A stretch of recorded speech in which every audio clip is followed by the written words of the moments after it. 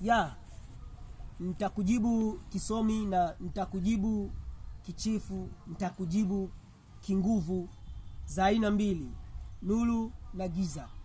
Kaka Mwijaku, nafikiri umefanya vizuri sana kuiweka clip yako wazi ya kuhusu wataalamu wa tiba asilia na kilichozungumzwa na Donald Trump.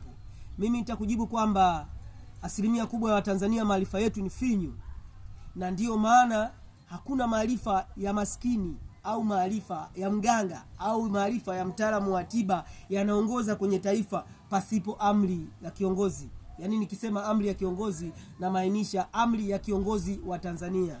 Na kujibu leo kisanii kwa sababu najua wewe ni msanii, lakini ulivyotangaza na mimi ndivyo nitakujibu kwamba hakuna mganga wa tiba asilia ambaye anaweza kushindwa au kutotibu magonjwa ya aina tofauti tofauti. Mfano nachukulia gonjwa la ukimwi, kama alivyosema Trump kwamba amesitisha dose ya ARV.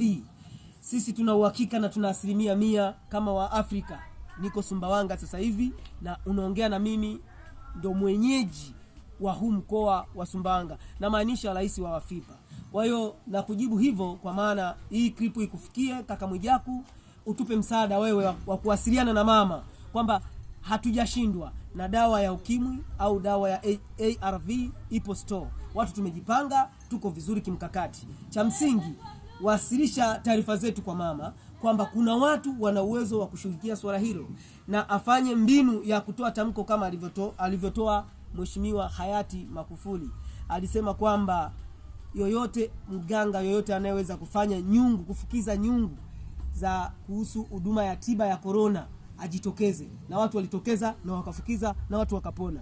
Kwa hiyo ni vivyo hivyo tunavyokujibu wewe kwamba wasiliana na mama kwamba mimi kama mimi nimejitokeza kujibu clip yako kama rais wa Wafipa, kwamba ukiwasiliana na mama mwambie rais wa Wafipa kutoka Sumbawanga anasema kwamba dawa za ukimwi ziko store. Atakaporuhusu yeye kuitangaza kama kitaifa kuwa mganga yoyote anaye uwezo wa kutibu ukimwi ajitokeze, waganga watajitokeza kwa wingi na matibabu yatafanywa. Hakuna kinachoshindikana. Afrika tumejipanga na Afrika tuko vizuri. Mitano tena kwa mama.